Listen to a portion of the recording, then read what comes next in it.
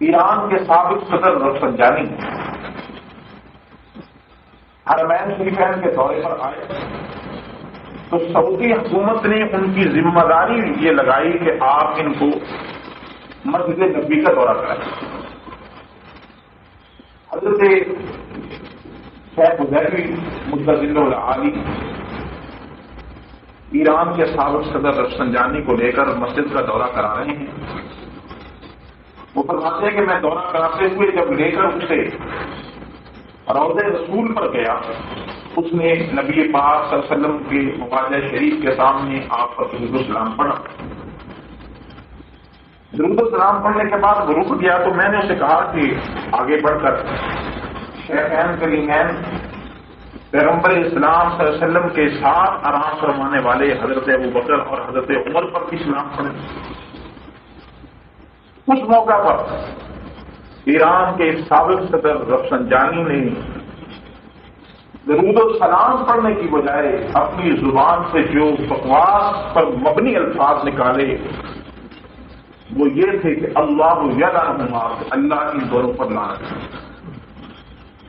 حضرت شیخ فرماتے ہیں کہ میں اس کے الفاظ سن کر حیرت میں ڈوب گیا اور مجھے اس قدر پریشانی لاحق ہوئی کہ میں نے کہا کہ اے اللہ، یہ کس قدر جرأت اور دلیری کہ ایک شخص روضہ رسول پر کھڑے ہو کر اس انداز میں یہ بات کہہ رہا ہے۔ چنانچہ دن ڈھلا، رات ہوئی، شیخ سو گئے تو خواب دیکھا۔ خواب میں پیغمبر اسلام صلی اللہ علیہ وسلم کی زیارت ہوئی اور حضور صلی اللہ علیہ وسلم کی زیارت کے بارے میں یہ مسئلہ آپ کے ذہن میں رہنا چاہیے کہ آپ صلی اللہ علیہ وسلم نے فرمایا کہ جس نے خواب میں مجھے دیکھا اس نے مجھے کو دیکھا ہے، کیونکہ شیطان میری شکل میں خواب میں نہیں آ سکتا۔ نبی پاک صلی اللہ علیہ وسلم نے حضرت حذیفی مدظل العالی سے کیا کہا؟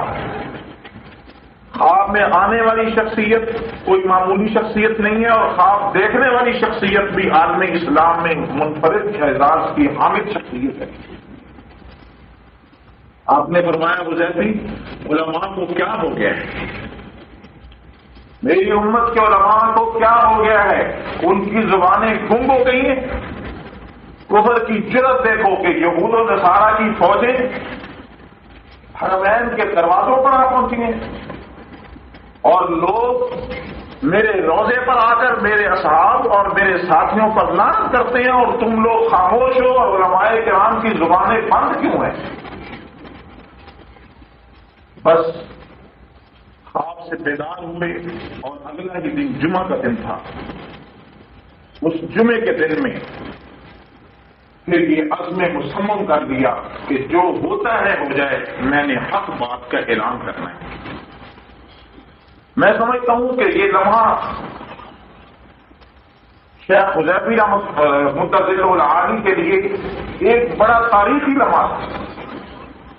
ایک طرف عقل تھی اور ایک طرف عشق تھا۔ عقل اس بات کا تقاضا کر رہی تھی اگر حق گوئی کا انداز اختیار کیا گیا تو مصیبت ہوگی، پریشانی کا سامنا کرنا پڑے گا، مسجد نبوی کے ٹھنڈے اور پرفضا مقام کو چھوڑنا پڑے گا، ہر نماز جس کی ادائیگی کا ثواب 50,000 نماز کے برابر ہے وہ چھوٹ جائے گی اور نہ معلوم میرے ساتھ کیا اثر ہوگا۔ لیکن عشق اس میدان میں باقی لے گیا۔ اس نے حضرت حذیفی مدظل العالی کو وہ کچھ کہنے پر مجبور کر دیا کہ جو انہوں نے پھر کہا اور اس نے پوری دنیا انسانیت میں اور عالم اسلام میں خصوصاً ایک تہلکہ برپا کر دیا۔ انہوں نے برملا طور پر مسجد نبوی کے ممبر سے امریکی، برطانوی اور فرانسیسی یہودیوں اور عیسائیوں پر مشتمل فوجوں کی نہ صرف مذمت کی بلکہ امریکہ کو انہوں نے مخاطب کرتے ہوئے للکار کر کہا کہ وہ جزیرہ عرب کو چھوڑ کر واپس چلا جائے اور اس کے ساتھ ساتھ انہوں نے ایرانی حکومت کے سابقہ اور موجودہ لیڈروں کی مذہبی حیثیت پر بھی بے دار تبصرہ اور گفتگو فرما کر یہ واضح کر دیا کہ سپاہی صحابہ پاکستان اور پوری دنیا میں جو موقف اور پروگرام پیش کر رہی ہے وہ حقیقت پر مبنی ہے۔ شہر حرم کی اس تقریر کے بعد خود شہر کے ساتھ کیا ہوا کہ انہیں اس تقریر کے بعد پھر دوبارہ مسجد نبوی میں نماز پڑھانے نہیں دی گئی۔